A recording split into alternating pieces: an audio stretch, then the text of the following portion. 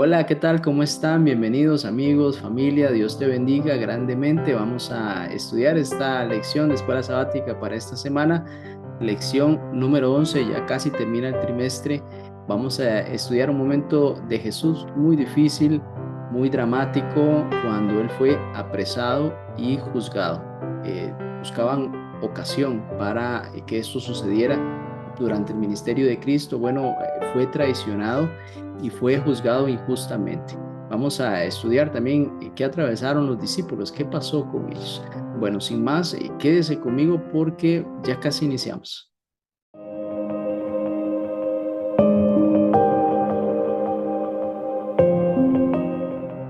Bien, muchas gracias por acompañarme. Vamos a iniciar como de costumbre con una oración. Señor Santo, gracias te damos una semana más. Nos das el privilegio de reunirnos para estudiar tu palabra. Ahí, oh Señor, encontramos grandes promesas, grande esperanza para cada uno de nosotros. Queremos suplicar que nos limpies de todo mal y que tu Santo Espíritu, Señor, siempre nos guíe al camino de la verdad que es Cristo. En nombre de Jesús, amén. Bien, texto para memorizar de esta semana, lo encontramos en Marcos capítulo 14, versículo 36. Decía, Abba Padre, decía Abba Padre, todas las cosas son posibles para ti. Aparta de mí esta copa. Sin embargo, no lo que yo quiero, sino lo que tú quieras. Es Jesús hablando con su Padre, Dios, externándole una de sus angustias. Si es posible que apartara de él esa copa de sufrimiento, de tristeza que estaba atravesando, que así fuese, pero no la voluntad de Jesús, sino la voluntad del Padre fuese lo que se diera. Muy bien, capítulos 14 y capítulos 16 de Marcos son conocidos claramente como el relato de la pasión de Cristo, ¿no? Ahí describen el sufrimiento, la muerte y la resurrección de nuestro Señor Jesús. Como se mostró en algún momento en la lección 9, los últimos 6 capítulos de Marcos cubren apenas, piense usted, una semana de la vida de Cristo, 4 capítulos. La mayoría de estos eventos allí registrados van a ocurrir entre lo que es jueves y viernes de la semana de esta pasión, de este momento de Cristo, ¿no? La muerte de Jesús también tiene lugar, lo sabemos, el día viernes o el sexto día, y su resurrección entonces se da el día domingo o el primer día de la semana. La lección de esta semana vamos a centrarla en Marcos capítulo 14. Ahí pues comienza a desarrollarse una quinta historia que hemos manejado o expresado como las historias sándwich, la cual vincula o va a vincular dos acciones muy puntuales que van a ser opuestas en relación con Jesús. Y aquí vemos también uno de los discípulos involucrados. También vamos a ver los momentos de la última cena, tras cual, bueno, tiene lugar una lucha ahí en el Getsemaní, cuando Jesús, pues, está solo, los discípulos no lo acompañan hasta ese momento y ahí, pues, hay un momento de suma tristeza para Cristo. También, posterior ahí, Cristo es arrestado y llevado ante los dirigentes religiosos que, bueno, siempre andaban procurando capturarlo, ¿no? Para llevarlo y juzgarlo. Bueno, ahí justamente ellos logran este objetivo. La escena de juicio también está relacionada con la negación de Jesús por parte de Pedro. Pedro le había dicho que él siempre iba a estar con él, que nunca lo iba a negar. Bueno, Jesús le dice, me vas a negar. Vamos a ver más detalle de esta historia adelante. Esto también constituye una de esas historias, la sexta historia, que pues el autor de la lección le llama historias sándwich, que son registradas en Marcos, que son historias que están entrelazadas unas a otras con algunos antagonismos. Y así que vamos a ver cómo Marcos, delante del lector, pone estas tramas enfrentadas, mientras revela así el triunfo de Jesús. Muy bien, avancemos en el estudio.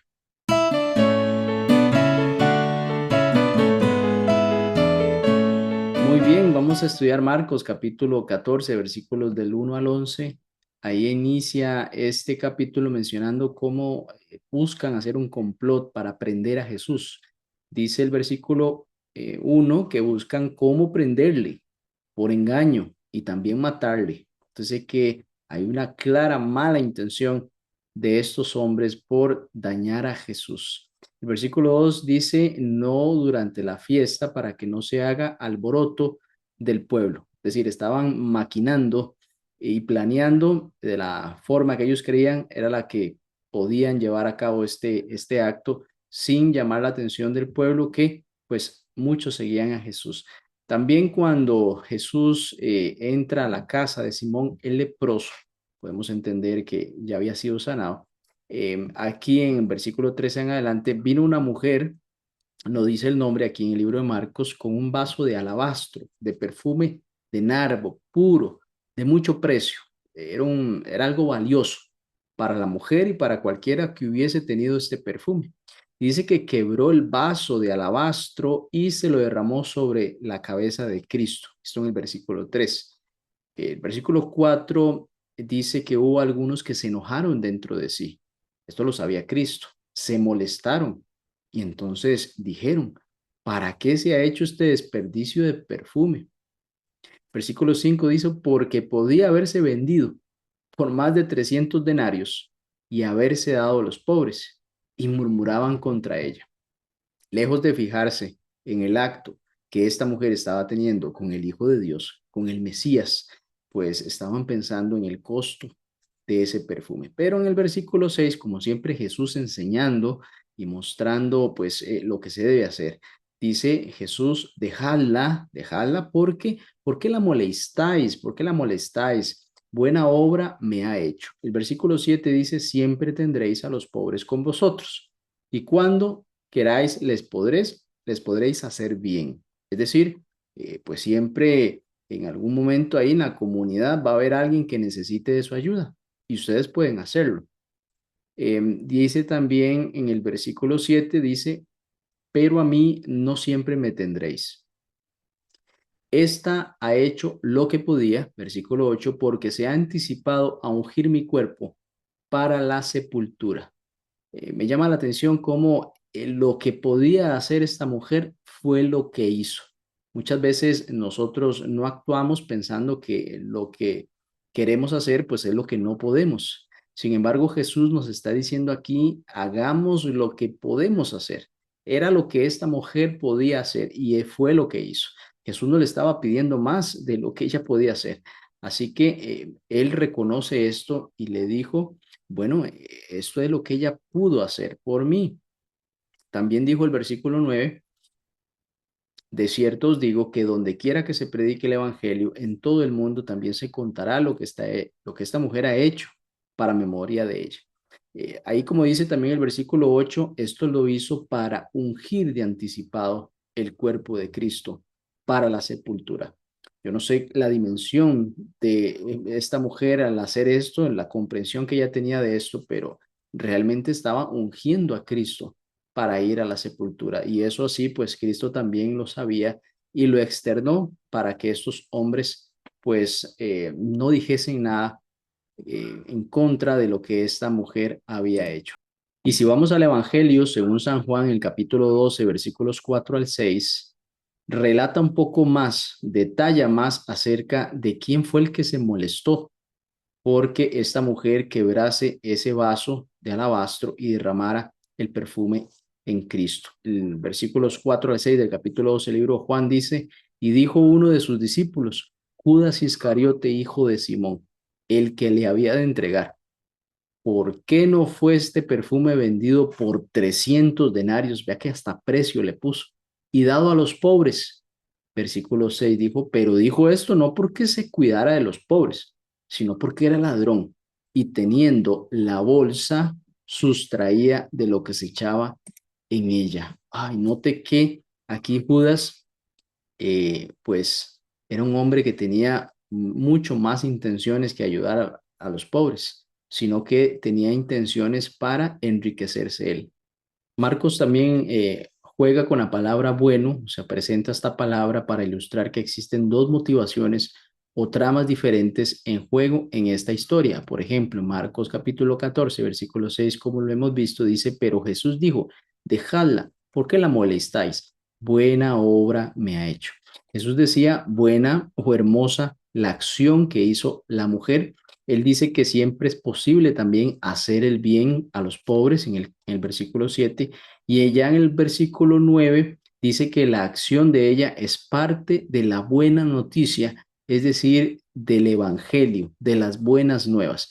Ahora, en Marcos capítulo 14, versículo 11, Judas busca una oportunidad, o podemos decir un buen momento para traicionar a Jesús. Lo que este juego entonces de palabras sugiere es que el complot de los hombres para destruir al Mesías llegaría a ser parte de la historia del Evangelio, porque da frutos al cumplirse la voluntad de Dios de entregar a su Hijo para salvación de la humanidad. Y esta mujer es parte de esa historia al querer hacer algo bueno por el Maestro, y por el otro lado, Judas buscando una buena oportunidad para entregar a Cristo.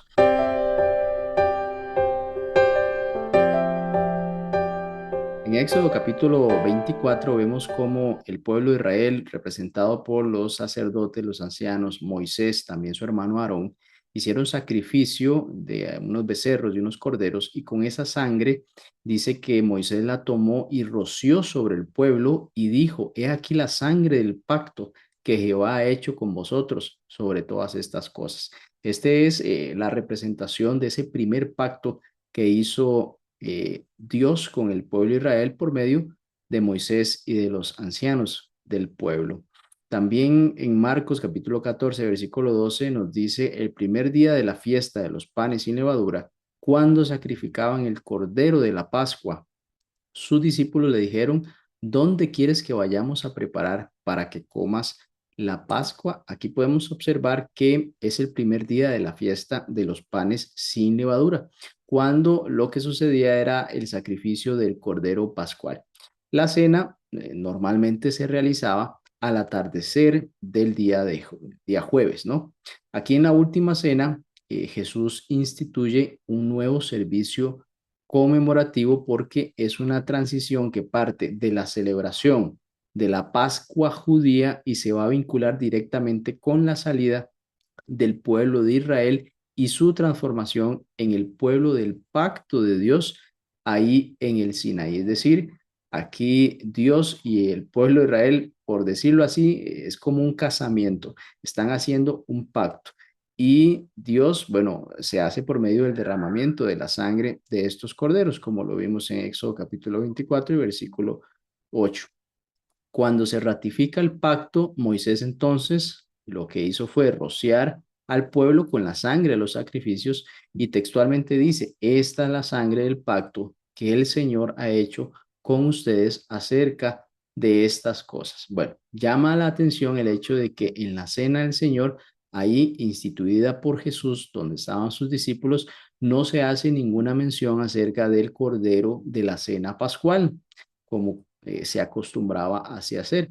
Esto puede también deberse a que claramente Jesús es el Cordero de Dios que quita el pecado del mundo. Recordará aquella expresión, aquella declaración que hizo Juan el Bautista en Juan capítulo 1, versículo 29. También podemos afirmar que el pan de la cena del Señor representa su cuerpo. Bien, así lo dijo también Cristo. El nuevo pacto, si vamos a Jeremías capítulo 31, versículo 31 al 34, haciendo énfasis de que Jehová dice que vendrán días nuevos en los que harán un nuevo pacto con la casa de Israel y con la casa de Judá, no como el pacto que acabamos de leer en Éxodo capítulo 24, versículo 8, sino un nuevo pacto, porque en el primer pacto dice que ellos invalidaron ese pacto, aunque fui yo como un marido. Por eso menciono que esto era como un matrimonio entre Dios y el pueblo de Israel. Este nuevo pacto es sellado ahora con la sangre de Jesús. El primer pacto se selló con la sangre de los becerros y de los corderos, y también entonces va a representar la copa o el contenido de la copa, de esa copa de vino. Ahí representa pues la sangre de Cristo, ese nuevo pacto. Y él dice: esto es mi sangre, mi nuevo pacto, que es derramada en favor de muchos. Es como si todos esos corderitos de Éxodo capítulo 24 simplemente representaran uno, ahora siendo Cristo. Entonces, en medio de toda esta situación, de este escenario, Jesús le predice a sus discípulos que lo van a abandonar. Fíjese usted, están en la cena de la Pascua, del Cordero Pascual, y Jesús en medio de esa cena les dice que lo van a abandonar. Hay un versículo interesantísimo en Zacarías capítulo 13, versículo 7, que dice, levántate, oh espada, contra el pastor. Entendemos que Cristo es el pastor de las ovejas. Y contra el hombre, compañero mío, dice Jehová de los ejércitos, hiere al pastor y serán dispersas las ovejas. Y haré volver mi mano contra los pequeñitos. Puntualmente aquí dice que cuando Jesús, el pastor, iba a ser herido, ¿sí? Pues eso iba a significar también que las ovejas, en este caso los discípulos de Jesús, iban a ser esparcidos. Claramente ellos iban a huir por temor a pues todo lo que estaba sucediendo, pero realmente la profecía es como si un pastor fuese herido y claro, las ovejitas, al no tener ese cuidado, ellas simplemente se apartan. Bien, Jesús también agrega una palabra de esperanza, eso es muy importante, al repetir la predicción acerca de su resurrección. Es decir, siempre hay una situación pues muy compleja, muy difícil de poder digerir, de poder trabajar, pero siempre Jesús añade el aspecto de que Él va a triunfar en la cruz del Calvario, a pesar de que eso va a suceder, que hay una esperanza real. Claro, todo esto era sumamente difícil de aceptar para los discípulos, especialmente Pedro. Pedro tenía un carácter característico, era una persona que siempre iba adelante en algunas respuestas que Jesús pedía. Y aquí, pues como él todo lo argumentaba, también él mencionó que él jamás iba a negar a Jesús, que él iba inclusive a morir con él. Bueno, y aquí entonces Jesús le dice que lo negará 3 veces antes de que el gallo cante siquiera dos. 2 veces va a cantar el gallo. Bueno, Pedro lo va a negar 3 veces. Y esta predicción va a jugar un papel crucial en esta escena de juicio de Jesús y la negación de Pedro. O sea, cuando Jesús está siendo juzgado, en ese mismo preciso momento, Pedro lo está negando. Esto tiene algo fundamental en esta enseñanza del Evangelio según San Marcos, de dos momentos en los cuales por un lado, van a juzgar, a condenar a Jesús y por el otro lado, Pedro está confirmando que Jesús es el Mesías porque él le predijo que eso iba a suceder en ese momento.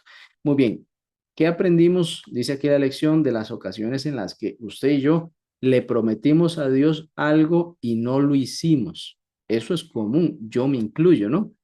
¿Qué pasó en ese momento? ¿Cómo nos sentimos? ¿Y cómo podemos nosotros enmendar una situación de ese tipo? Note que la Biblia no tuvo reparos en mostrar esto que le pasó Pedro.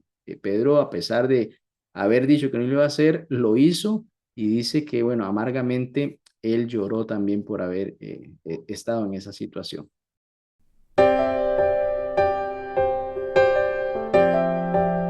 Después de la última cena del Señor con los discípulos, ese jueves de tarde, pasaron ya las horas de la noche y se dirigieron a un lugar que se llama el Getsemaní.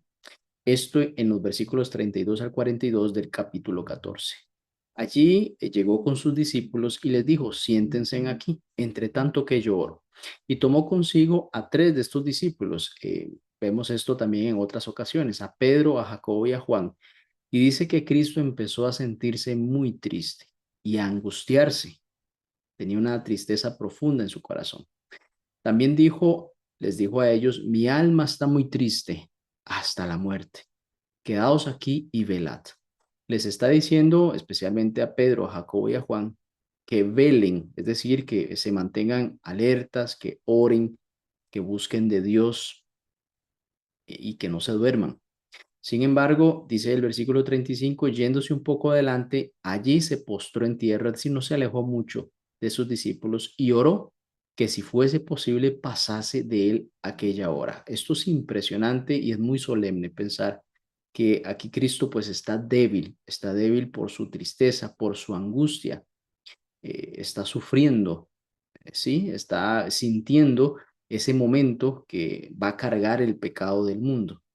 Y aquí le menciona a Dios Padre, versículo 36 dice, Abba Padre, todas las cosas te son posibles. Aparta de mí esta copa, mas no sea lo que yo quiero, sino lo que tú quieras. Vino entonces y halló durmiendo a sus discípulos y dijo a Pedro: Simón, ¿duermes? ¿No has podido velar siquiera una hora? Velad y orad para que entonces no entren en tentación. Yo creo que mucho de lo que pasó luego, bueno, fue porque ellos no estaban haciendo lo que Jesús les pidió que hicieran, no estaban siguiendo este consejo. Pues dice, el espíritu de la verdad está dispuesto, pero la carne es débil. ¿Cuántas veces el espíritu no ha estado dispuesto, pero nosotros queremos avanzar en otra línea? Queremos, bueno, seguir durmiendo, no queremos estudiar la palabra, no queremos avanzar en una línea en la cual el espíritu está dispuesto, pero nosotros preferimos complacer la carne, nuestros sentidos para, pues, no hacer eso, que podemos avanzar en la parte espiritual. Dice que otra vez oró, fue y oró diciendo las mismas palabras: oh Padre, Abba, si puedes pasar de mí esta copa, que así sea, mas no sea en mi voluntad sino en la tuya. Al volver otra vez, esta segunda vez los halló durmiendo. Dice que los ojos de ellos estaban cargados de sueño y no sabían ni qué responderle.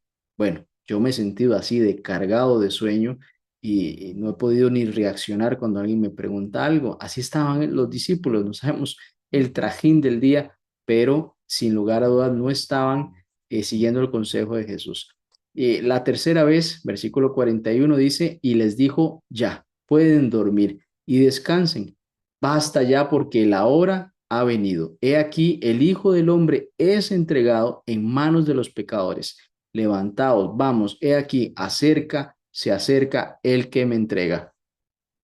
Vemos cómo Jesús aquí toma una actitud de hacer lo que se debe de hacer, a pesar de su angustia, de su tristeza.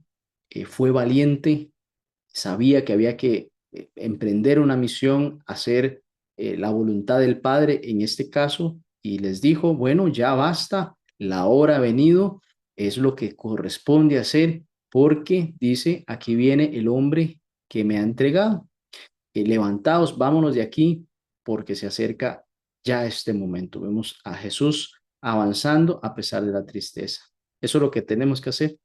Muchas veces nos sentimos muy tristes, muy angustiados, no sabemos siquiera qué responder también, como lo decían ahí los discípulos a Jesús, pero debemos de tomar esta actitud de Jesús, debemos de tener la esperanza futura a pesar de ese momento obscurecido, ese momento de angustia, que le pedimos a Dios que se haga su voluntad y no la nuestra, aunque quisiéramos que la nuestra se hiciera, pero debemos de confiar que lo que viene es plan de Dios para nosotros.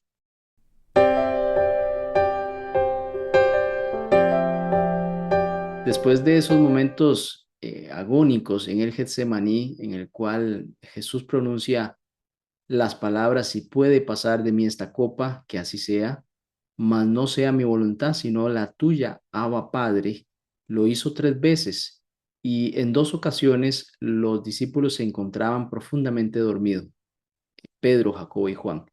Jesús les dijo: bueno, el espíritu está dispuesto, pero la carne es débil. Deben velar y orar para que no entren en tentación.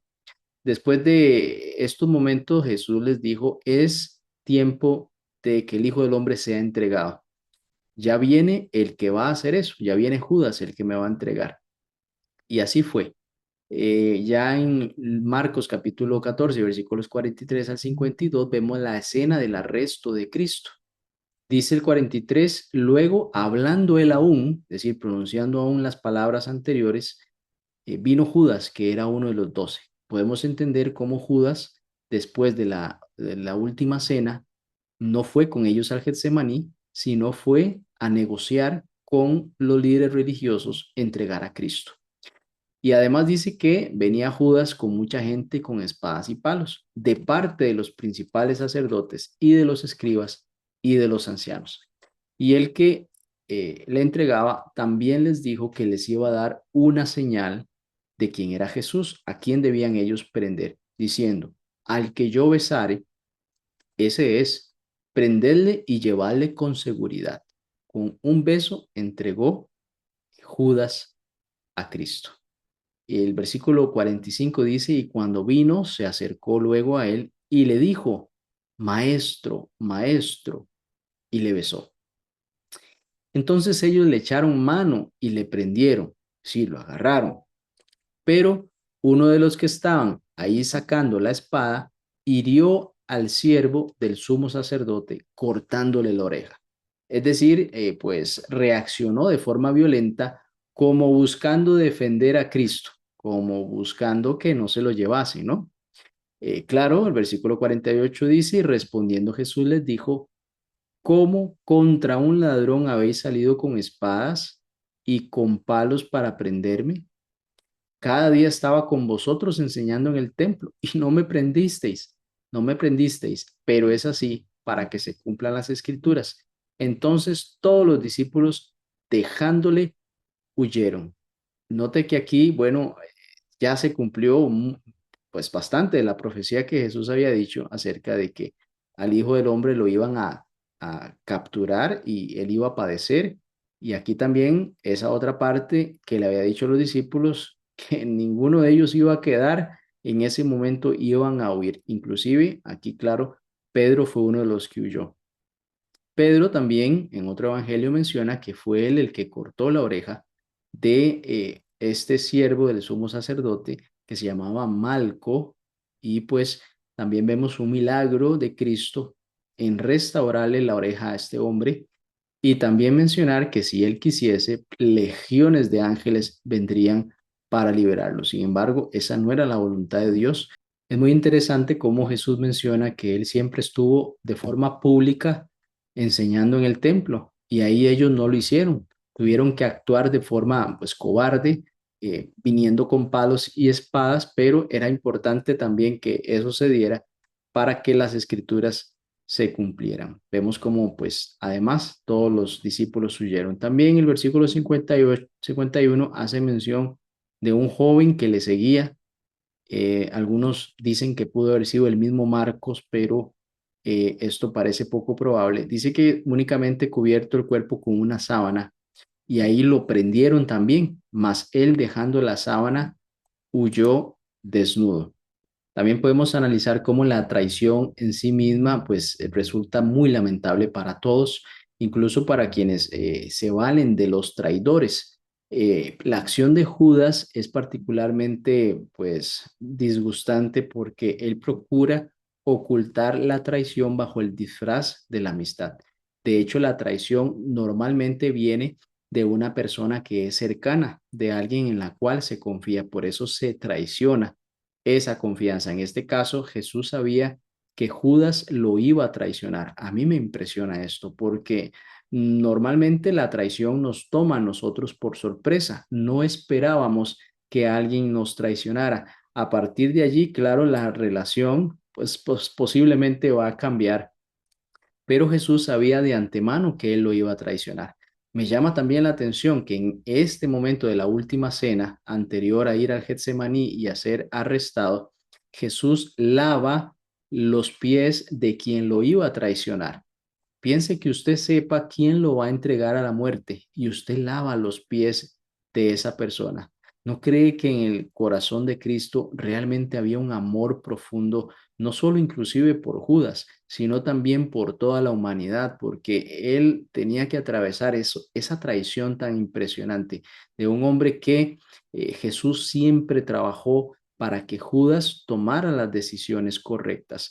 Judas llegó en un momento en que su corazón se cerró a ese llamado de Cristo, a esa enseñanza de su maestro y decidió por la avaricia, decidió también buscar cómo Jesús fuese entregado para que entonces el reino que posiblemente él visualizaba, que no era un reino espiritual, se pudiese cumplir haciendo este acto también de entrega. Pero vemos cómo Judas también llegó a entender que había sido un error, se había equivocado en ese aspecto, quiso inclusive enmendar este error devolviendo ese dinero a los sacerdotes, a los escribas quienes le habían pagado estas monedas de plata. Sin embargo, aquí vemos la actitud también ya de los hombres que le habían pagado, no le importaron para nada esa situación que Judas estaba entendiendo ahora, sino que pues le recibieron el dinero, mas no lo pusieron en la ofrenda porque decían que si ese dinero no podía ser de ofrenda porque traía sangre, porque era pues resultado de esta parte en la cual un hombre iba a morir.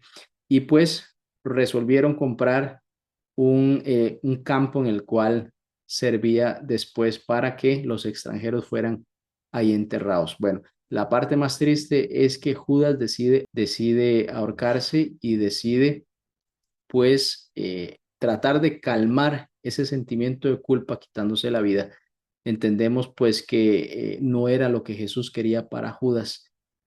Él tomó decisiones que llevaron hasta ese momento y vemos cómo pues también fue parte de lo que Cristo había profetizado que iba a suceder. Todos los discípulos huyen, inclusive Pedro. Sin embargo, Pedro va a reaparecer siguiendo a Jesús de lejos y luego se mete en problemas. La lección nos hace la siguiente reflexión. Dice, piensa en la temible idea de que la esclavitud a un solo vicio condujo a Judas a hacer lo que hizo. Es decir, el vicio, la avaricia que él sentía, lo llevó a tomar este tipo de decisiones. Una sola línea de un mal pensamiento llegó a afianzarse en el corazón de Judas y llegó a tomar una decisión como esta. ¿Qué podemos hacer nosotros para no avanzar en una línea similar? ¿Qué debería decirnos esto acerca del odio al pecado y por la gracia de Dios de la victoria sobre él? Es la pregunta que nos hace la lección.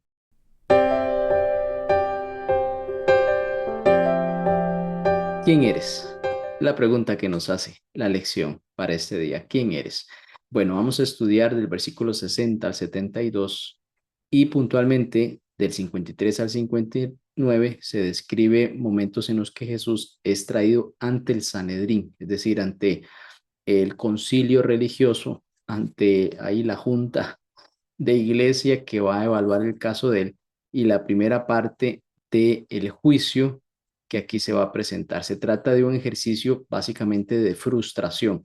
¿Por qué le decimos así? Porque los líderes tratan una y otra vez de hacer valer las acusaciones contra Jesús. El problema de esto es que evidentemente son acusaciones falsas. Ellos no tienen un testimonio verdadero y válido que vaya a ser en contra de Jesús por algún acto de desobediencia que él haya hecho, por ejemplo. Entonces aquí el escritor de Evangelio según San Marcos destaca que todos los testimonios que se presentaban eran falseados, es decir, era a base de mentiras, y que los testigos nunca inclusive se pusieron de acuerdo. Parece inclusive ridículo, risible, que uno dijera una cosa y otro dijera la otra, y que ahí los líderes religiosos pues no sintieran acaso vergüenza del juicio en el que estaban sometiendo a un hombre inocente y era evidente que todo lo estaban montando. Bueno, finalmente el sumo sacerdote se levanta y se dirige directamente a Jesús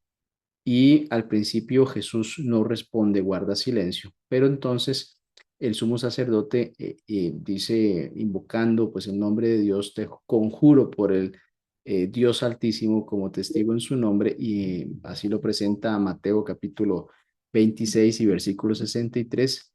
Dice, exige que Jesús responda si él es el Mesías.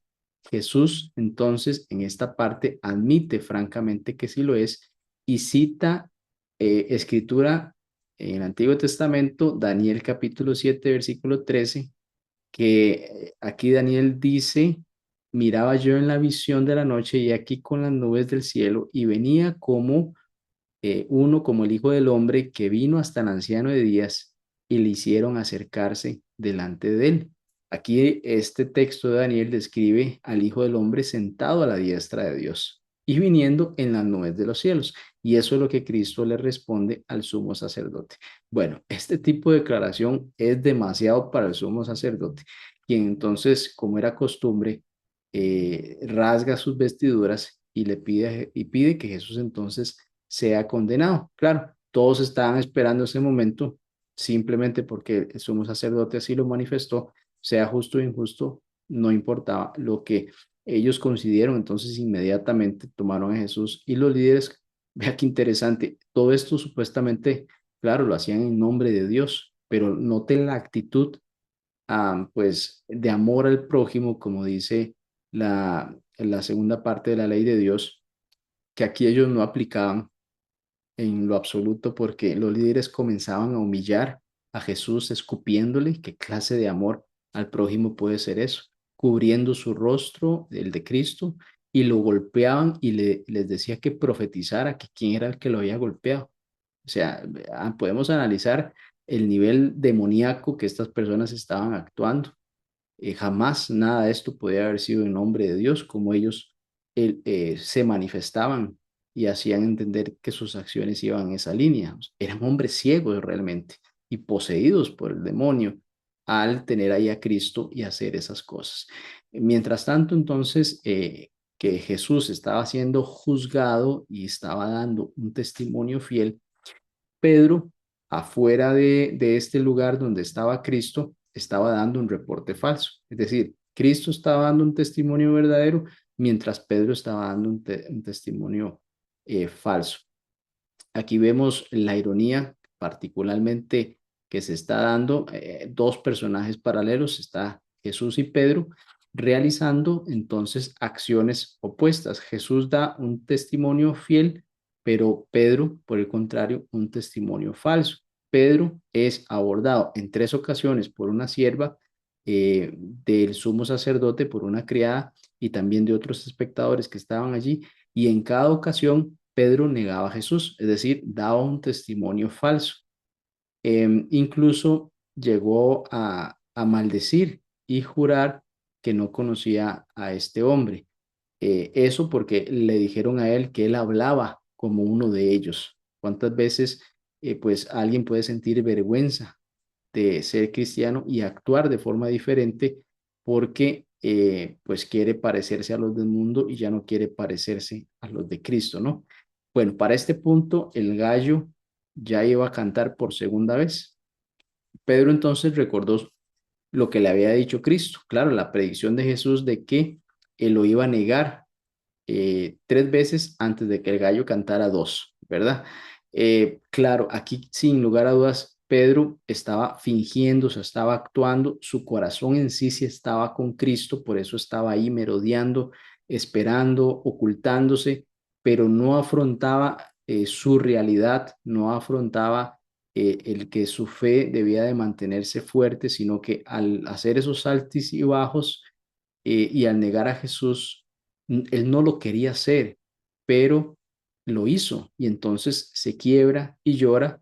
Y mientras los que estaban en el templo burlándose de Cristo, haciendo mofa de que él era el Mesías y de que profetizara a ver quién lo estaba golpeando, Pedro estaba confirmando que Jesús era el Mesías porque él le había predicho que eso iba a suceder. Es decir, Jesús le había profetizado a Pedro y los que estaban en el templo le estaban diciendo a Jesús que profetizara quién lo había golpeado. Note que estas dos acciones paralelas que suceden, claro, al mismo momento, una por un lado trata de desacreditar a Cristo, pero la otra, por el otro lado, más bien acredita a Cristo como el Hijo de Dios, aún a pesar de lo que había sucedido. Y eso también, aún a pesar de nuestros errores, que usted tal vez se ha sentido derrotado o se siente hoy derrotado porque pues no ha podido avanzar en algo. Como decía Cristo, el espíritu está dispuesto, pero la carne es débil.